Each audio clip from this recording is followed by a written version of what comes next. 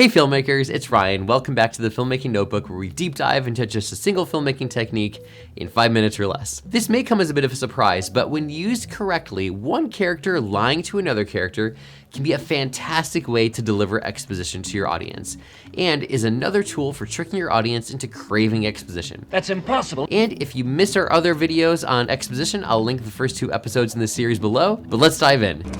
A super sneaky technique that can help you deliver exposition to your audience without them catching on is making your characters lie to each other. But what if this Obi-Wan comes looking for him? He won't. I don't think he exists anymore. He died about the same time as your father. But you need to be abundantly careful if you choose to use this technique.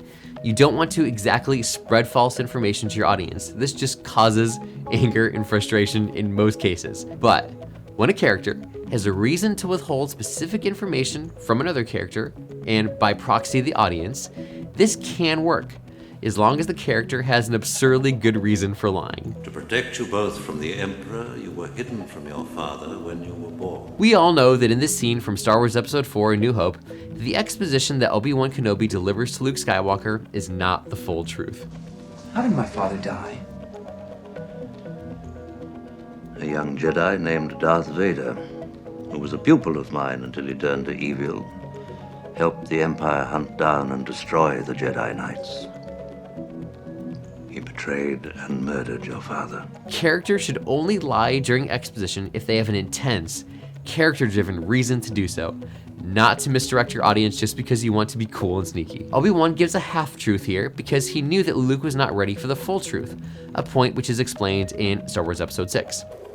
Why didn't you tell me? You told me Vader betrayed and murdered my father.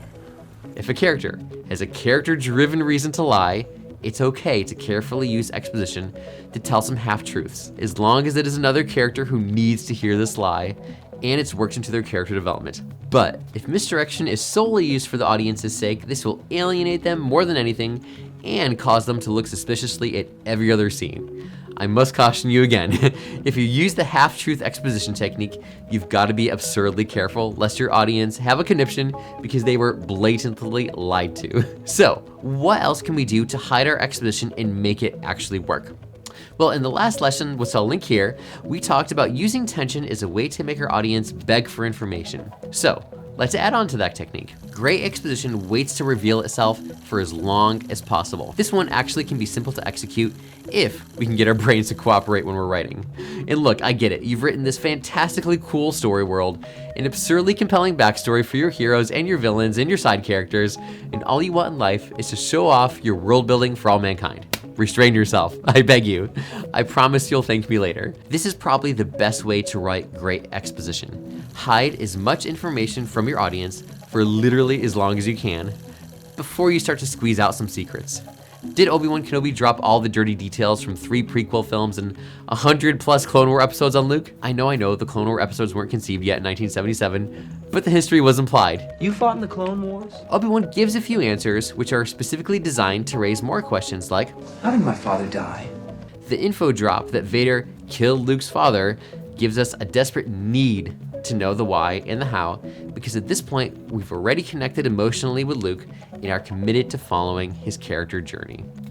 I remember feeling paralyzed by the how did my father die question when I first saw Star Wars as an 8-year-old. I shared the same intense question that Luke had. This was before the prequels came out and well before Clone Wars, so there was no way to find out this information. This is vital. Great exposition answers some essential questions, while also raising more increasingly important questions. All those cool things about your story, treat them like the world's best kept secrets and tease them out. Make your viewers crave these hidden details. And then, when your audience is begging you for exposition, begging to know what's going on, that's the perfect time to drop just enough nuggets to partially satisfy their urge, while keeping them eagerly anticipating more juicy details. However, don't wait so long that you confuse or frustrate your audience by withholding information for too long. Basically, don't get cute with holding on to your secrets, but don't spoon feed them to your audience either. Give your audience just enough information to keep their frustration at bay, and more importantly, raise more desperate questions in their minds. Father?